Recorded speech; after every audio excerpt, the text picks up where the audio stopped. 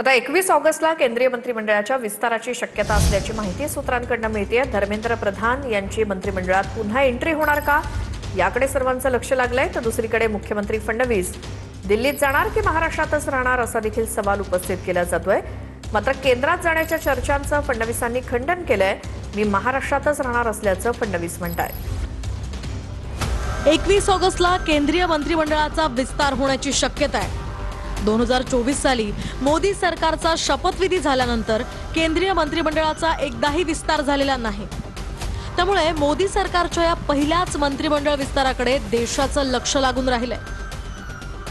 विद्यार्थ्यांच्या आंदोलनामुळे राजीनामा द्यावा लागलेल्या धर्मेंद्र प्रधान यांची मंत्रिमंडळात पुन्हा एंट्री होणार का, याकडेही सर्वांचं लक्ष लागलंय। महाराष्ट्राचे मुख्यमंत्री देवेंद्र फडणवीस यांनी दिल्लीत जात पंतप्रधान मोदींची भेट घेतली।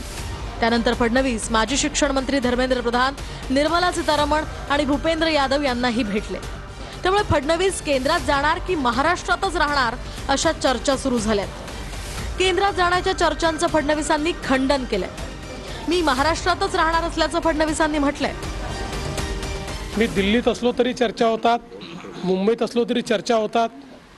मला असं वाटतं की अनेक रिकामटेकडे लोक आहेत, त्यांना माझ्याबद्दल चर्चा करायला आवडतात, त्यामुळे त्यांना आनंद घेऊ द्या। ज्याला जे तारे तोडायचे आहेत, ज्याला जे फुगे उडवायचे आहेत, ज्याला जी पतंग उडवायची आहे ती पतंग त्यांना उडवू द्या।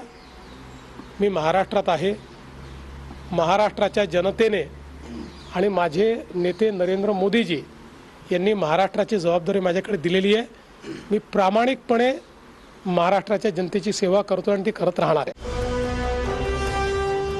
तर दुसरीकडे पियुष गोयल यांचं वाणिज्य मंत्रालय जाणार की राहणार, याकडेही सर्वांचं लक्ष आहे। गजेंद्र सिंग शेखावत यांचं पर्यटन मंत्रालय जाणार की राहणार, याच्याही राजकीय वर्तुळात चर्चा आहे।